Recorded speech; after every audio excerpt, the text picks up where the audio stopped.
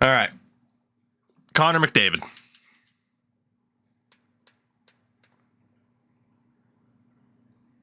You're going to get the chance. If we lose these two guys to waivers, it's not a big deal because they have no value. We are going to call up Connor McDavid. Never mind. We're going to send down Calle Yarncroke, and we will release the McDavid, who has 38 points in 59 AHL games. Connor is here. And Johan Larsson, who cleared waivers, which tells you all you need to know, will be replaced by Zenon Konopka. So we go best lines. Barbashev, Bailey, Oshie, Draisaitl, McDavid, and Stewart. Safronov, Gergensons, and Beach, Ballmer, Konopka, Alou for all grinders. Oh, Cynical, I know. It's a great song. That soundtrack was amazing, too, for MLB 07. So we got Harper and Stone as healthy scratches. Okay. I'm all right with it.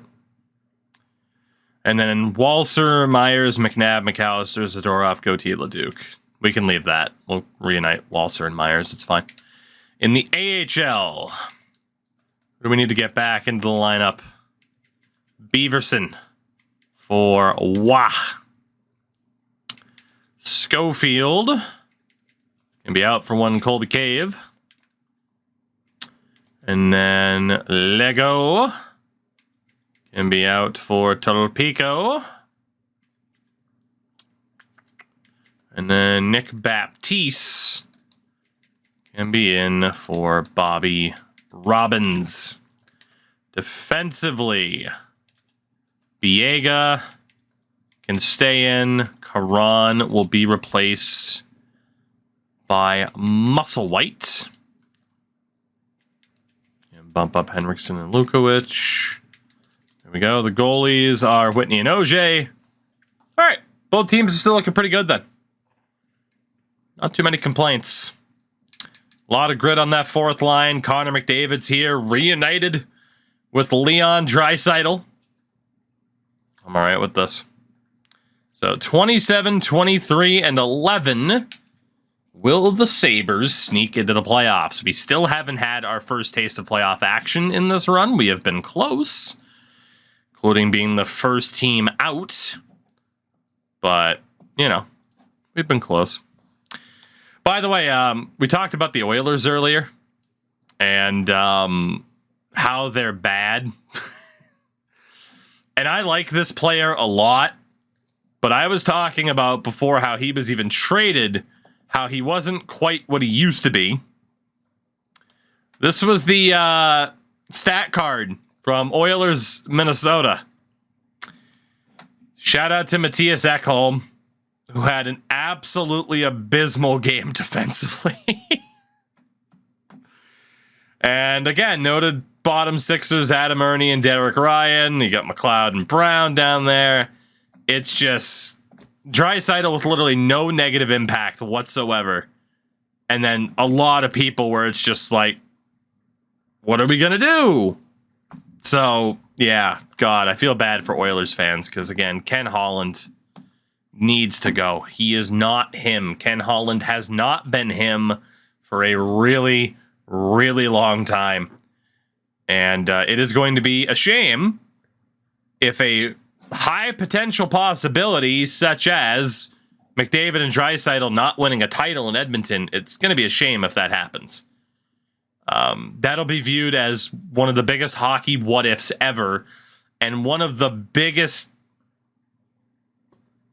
frickin' fails, for lack of a better term, for a GM in NHL history to not make the most of it.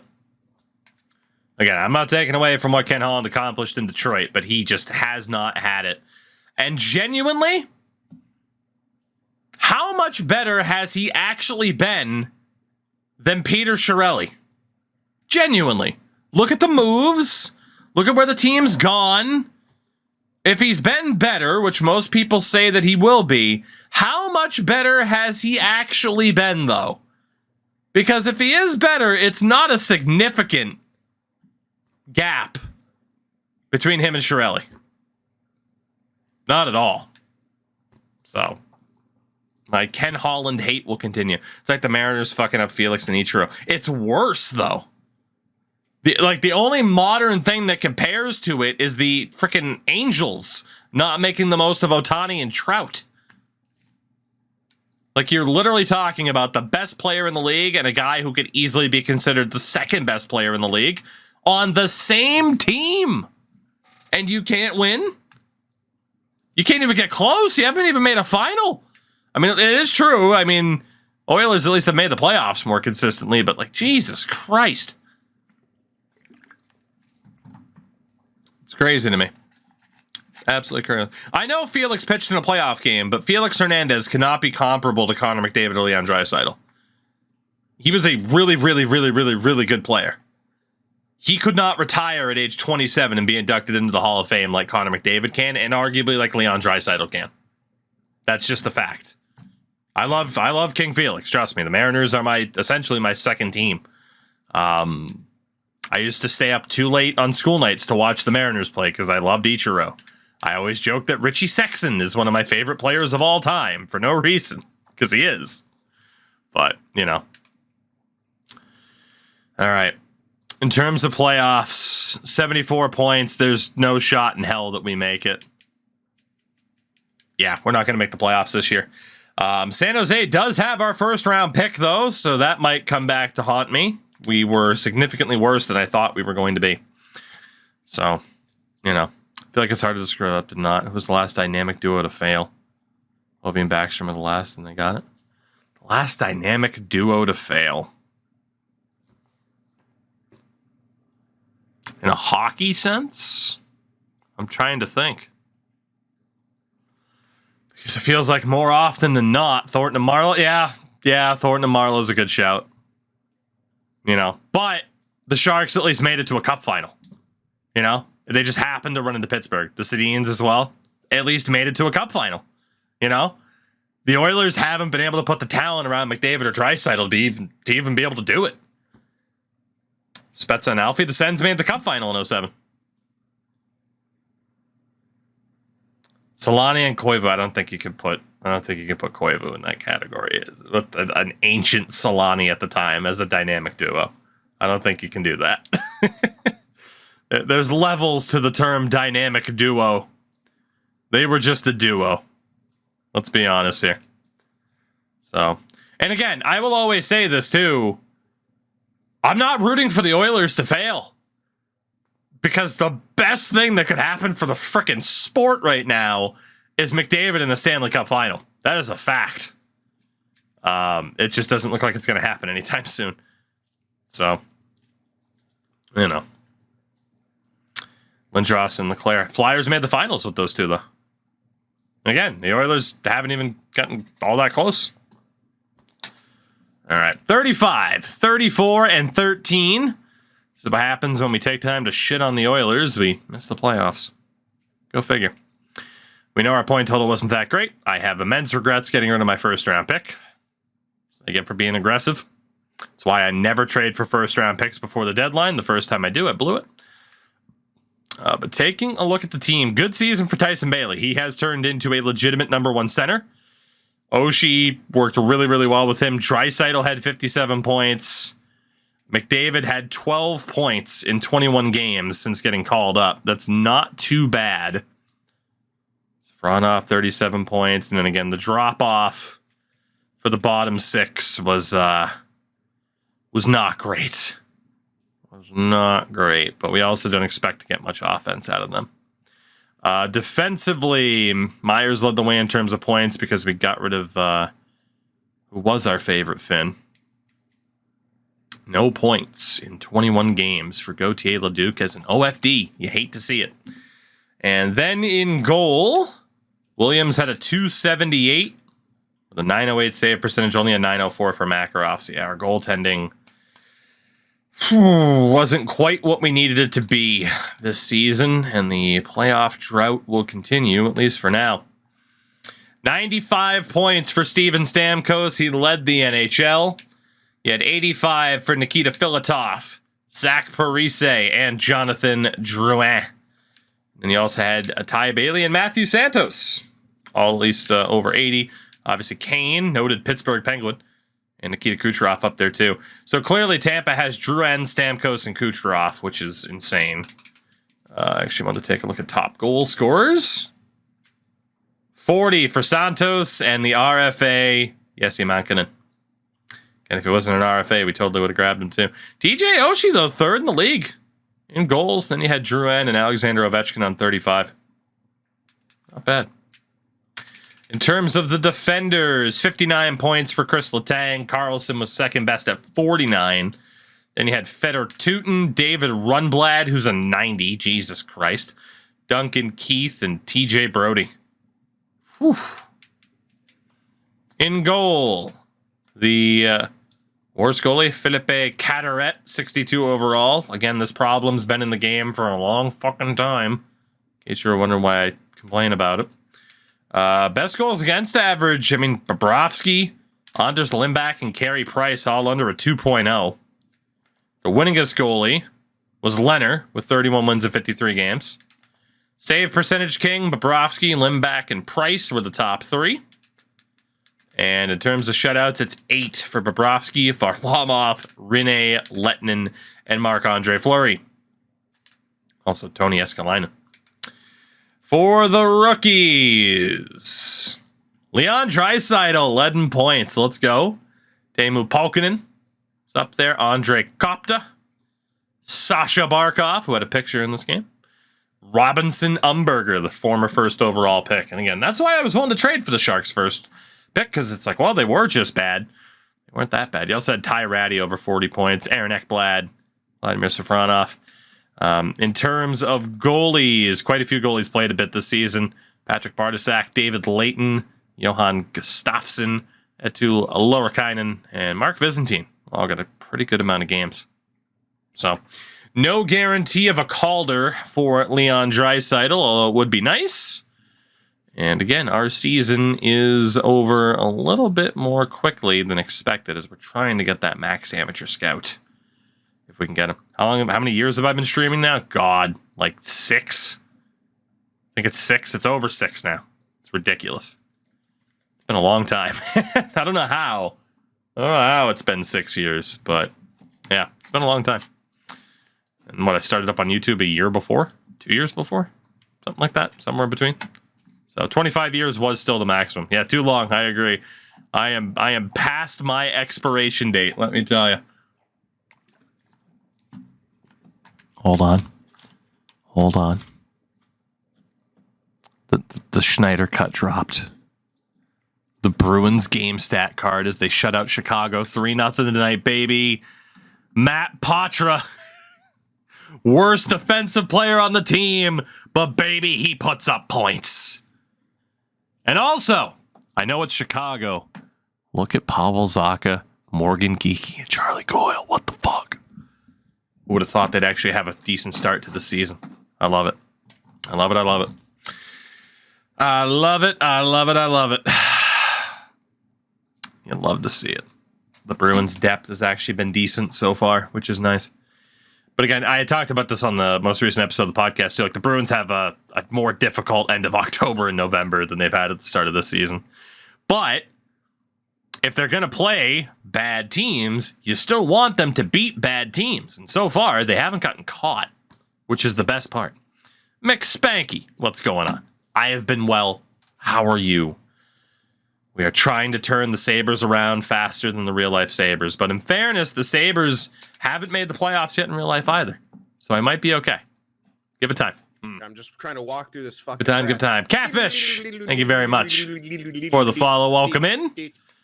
And welcome to the madness that is, I can't speak, NHL 14 franchise. Again, for anybody that missed it, we took over the worst team. That's what we've been doing. We started on NHL 11. We have been taking over the worst team from that season and trying to turn them around. So we've had the Oilers, the Blue Jackets, the Florida Panthers. I don't like to talk about that one. And now the Buffalo Sabres. And again, I have quite the stack of games here from this era. 2K is included. We have all the games from the Xbox One era as well. I'm keeping myself busy. until hopefully NHL 24 gets to the state that I would love to see it in. Fingers crossed. As it looks like Pittsburgh has won the Stanley Cup over Nashville in 2018, which is, what, a year off from when they actually beat Nashville for the Cup? That's pretty close. That is really close. NHL Slapshot win. I'd have to run it on an emulator. I don't have a Nintendo Wii.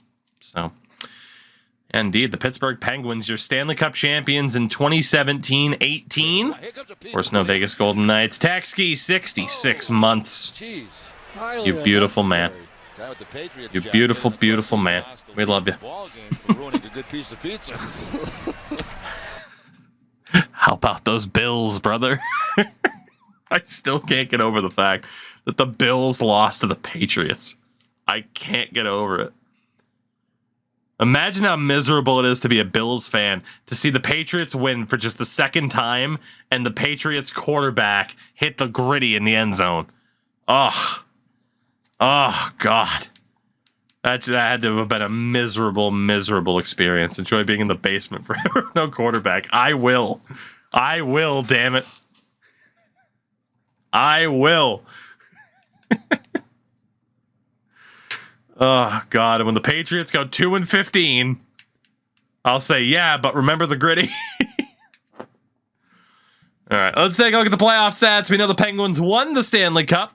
I want to see how we helped out a little bit by trading them one Patrick Kane, but it was Kane, Sidney Crosby, Bo Bennett, Evgeny Malkin, Brandon Sutter kind of leading the way. They had some other players in the mix, obviously, too, including Rob Flick's gorgeous mane.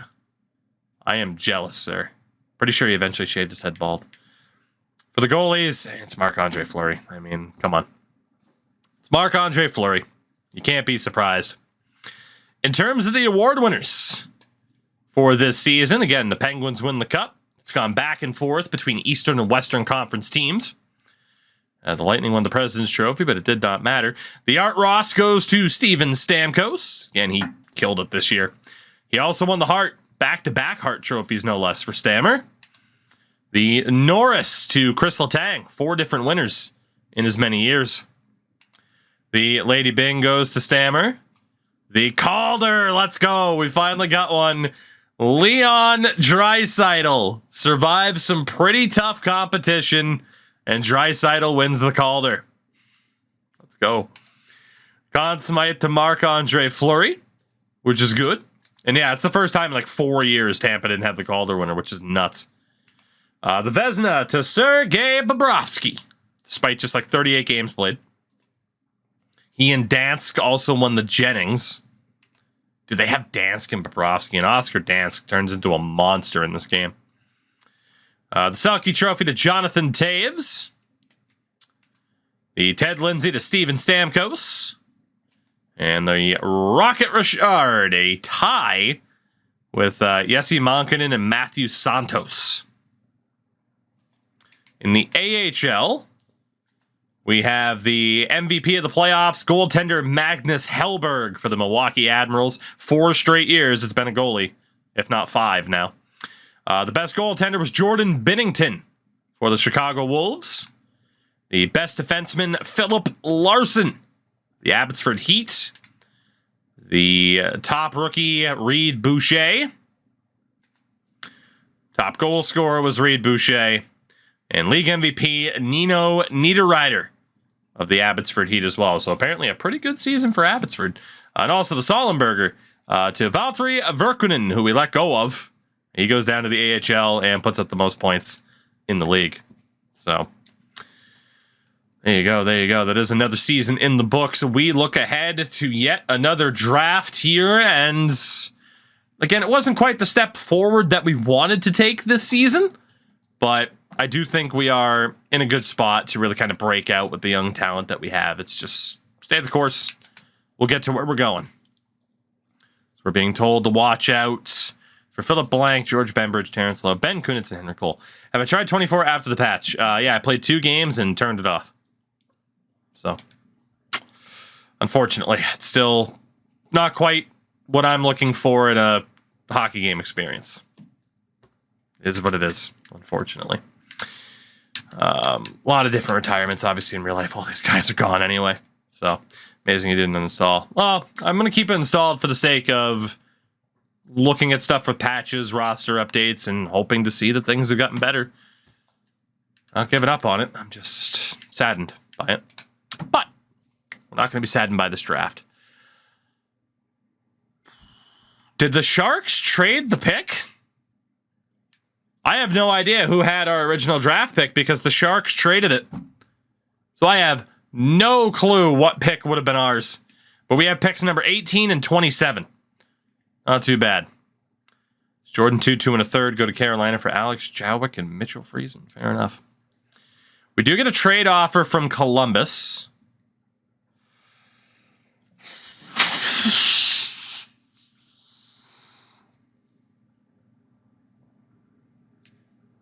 How good is Vladimir Safronov? Columbus's 26th overall pick and their first rounder next year. You could say don't go for it because it's going to be another low pick. But what does Safronov look like? He's an 80 overall at 21 years old. We took him third last year. I can't get rid of a guy that's an 80 overall at that age. Can't do it. Even if it involves John Scott. I don't think we'll have any ability to trade up necessarily. Ooh, McDavid, 81. The only way to do it would be is like, okay, if we want to get rid of Tyler Myers. Shit, do we want to get rid of Tyler Myers? Is now the time to cash out on 28-year-old Tyler Myers. I think it was the Coyotes that had the number 1 pick. It is. They don't want to trade it. They don't want to trade it. It's very, very tough. Oh, the Coyotes have my pick. It would have been 8th. Good to know. Damn it. If they wanted to trade it, it would work. But man, the value's tough to deal with.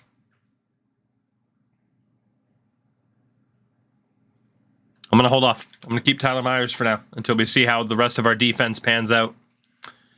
So we will quick sim up to our 18th overall selection. All right. Do we have any goalies that are interesting? Okay. All right. 20-year-old Damian Purcell, 20-year-old Craig Tamer, and 18-year-old Steven Calder. Let's look at these guys really quickly. Not looking great for Purcell. Not looking great for Tamer. None of these guys are going to be amazing out of the gates. They're going to take a while to develop. So that's a no thank you from me. In terms of dudes who are projected in the first round, Oli Osala, the 20-year-old defenseman who we know nothing about. Carl Jaffrey, who we know very little about. Lee Zimmerman, who we know nothing about. Dean Barch, who we really don't know that much about. Oh, God, our scouts really let us down here. Okay, if we look at dudes that are projected first to second round, what do we have? 18-year-old Matt Rosehill out of the Sioux. Jacques Gamache, we don't know that much about either. Harry Hilbert, good defensively, but not amazing. Gene Cyphers, uh-oh. 3.5 for Dahl. I don't know who we're going with here because it's not looking that good. If we're being honest. It's not looking that good. Gamache is huge. 6'5", 243. Power forward. We are going to have to go best guess. The problem is a lot of these dudes are projected first round.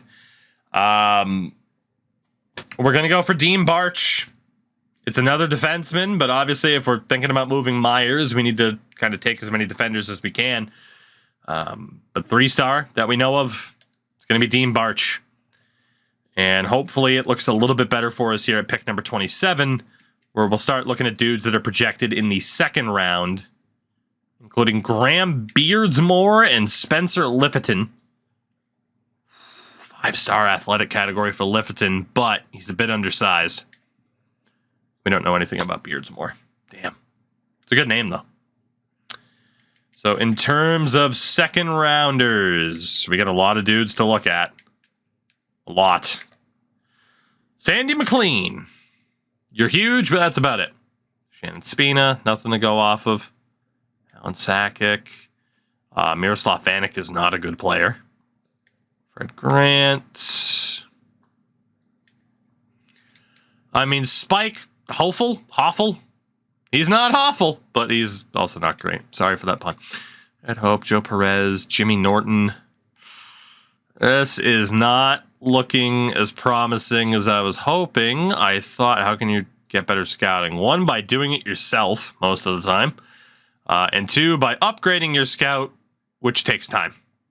We have a 4 out of 5 scout right now. He's getting better.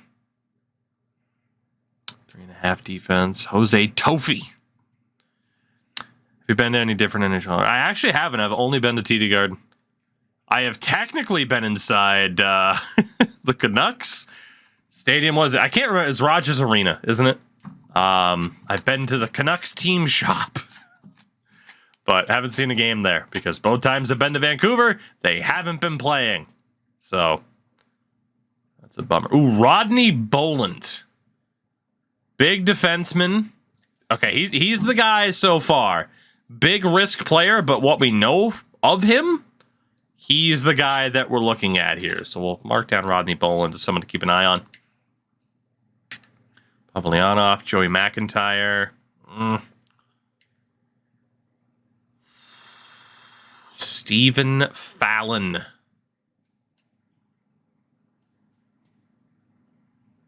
Fallon might be the guy. He looks like another huge playmaker, too. Tobia, Marty Doig. There isn't that one guy in terms of these attributes that stands out above the rest. Until Yuri Kasparaitis showed up. That's promising. Franklin Payer's not that bad. Okay, hold on. Franklin Payer. I'm going to say no. Phil Blank. Skating's going to be terrible. Robert Olesen could be a good defender, but we don't really know. Robert Olesen might not be. It's so many defenders. Matt Rosehill. It's a pretty big risk. And Jacques Gamache, we looked at before. We looked at Hilbert before.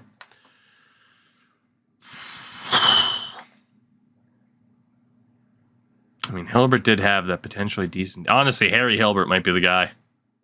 There are a couple other names to pay attention to there. We're going to go for Harry Hilbert, 19-year-old defender from the Regina Pats. I don't mean to keep taking so many defenders, but we take best available and maneuver from there. And over the past 2 drafts, they've been defensive heavy. No, I'll keep John Scott. Thank you very much. So 2 picks in the second. We know we have some names, including Stephen Fallon. Let's take Stephen Fallon as a forward. And then you could argue whether like Kasparaitis would have been better, but he was a defender. Golvo Kostanovich. All right, we're kind of down to 3rd round picks now. Not great. Mr. Nugent Television, how are you, sir? How the heck are you? Another defender, Jared Ryder. Chuck Versteeg, Theo Scarabelli. Saxon, Pat Weller. He's not a great skater. He's huge, though. He's got decent defense. Everything else is lacking. Fred Alsner, not looking too hot. Terrence Lowe.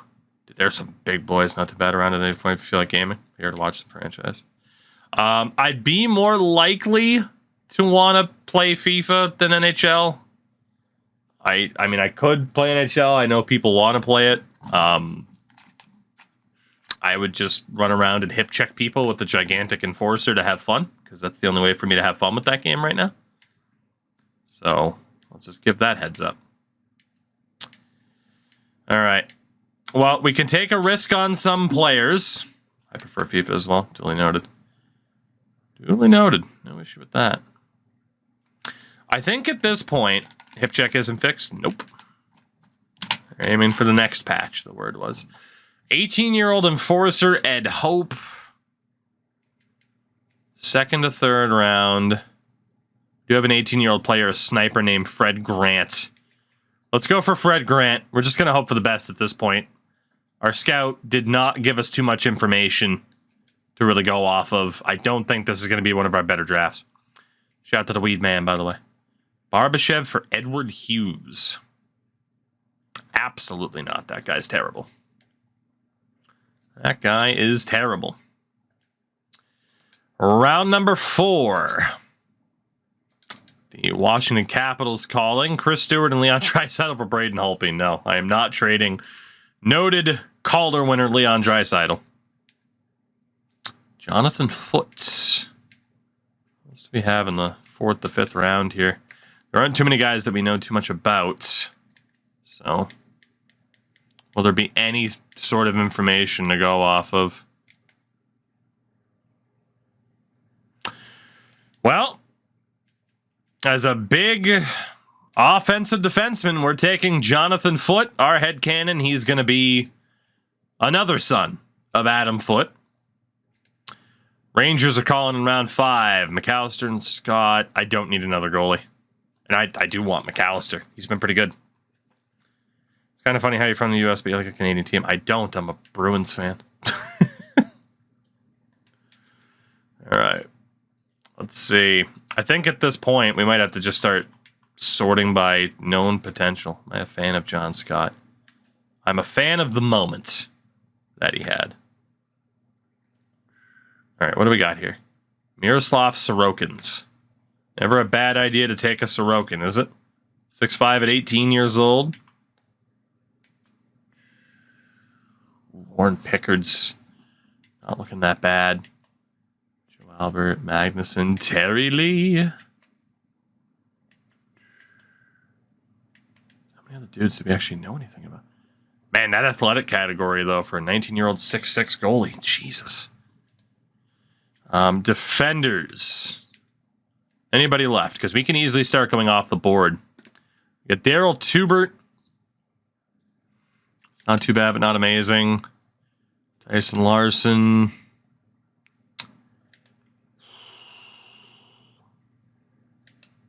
There are some dudes who are half decent at this point. I think we can just base it off of whether or not they're projected to go. So that first half decent guy that we knew about is either Tubert or Tyson Larson that we're going to look at here. Larson's an enforcer, which scares me off a little bit because enforcers aren't typically good. And yeah, his defense isn't going to be that great either. So let's go after Daryl Tubert, another freaking defenseman. And we're going to get Larson too. There we go. More defense. All defense all the time. All I have to do is find Brent Burns. Reverse Brent Burns. Bufflin. Just move him up the forward. It'll be perfect. It'll be perfect. Is there anybody with a half-decent list of potential at this stage? There is Dwayne Hamilton. Dwayne Hamilton. Another frickin' defenseman, but let's take him. It's insane. It's all defensemen, man. Oops, all defensemen. John Scott and Ruslan Tolpico for a 4th and a 6th. Hate to say it, but Tolpico's not going to make it. And John Scott's John Scott at this point. I got to take that from Florida. To get draft picks for those two players and to not have them be 7ths. Ooh, it's a buyer. That's just a deal that we couldn't pass up. I should have been looking at goalies down the stretch, but we don't really need goalies. All right, it's not looking too good. Who do we got here then? Top potentials. Either Matthew Monroe or Edgar Baumgartner. Let's Let's see. Potentially better senses for Monroe. Potentially better defense. Potentially better skating. It's got to be Matthew Monroe as our final pick. Freaking oops, all defensemen except for just one forward, I'm pretty sure. But, yeah, like I said, I didn't expect that to be a great draft for us. We've had years where we've had like 8 first-round picks. That was not going to be this year. It just wasn't going to happen. But, as we take a look at ye old contract screen, we're going to look at some of the improvements that our team has made. Goalie-wise, we are looking pretty good. We have options, which is nice. Which is very, very nice. Defensively, we have to make a decision on Braden McNabb. Got to make a decision on Gautier Leduc as well. But I think Myers, Walser, McNabb, Zadorov, Lukowicz, Ortmeyer could very well be our defense next year. On the wing, Beach, Stone, Aluz deals are up. I know I didn't look at the contracts yet, and I will do that in a second. Or at least the dudes that we just drafted. Ballmer's deal is up. Draisaitl's still showing up as a 79, which isn't amazing. And then at center, I mean, right there, those are the 3. Bailey, McDavid, Gergensons.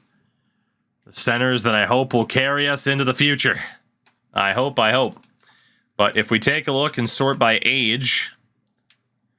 Let's see, Larson at 2.5. Of course, we had Ortmeyer already. Leasak at 3.5. Not looking like we picked up anybody amazing, unfortunately. Yeah, that was... We already had Henriksen.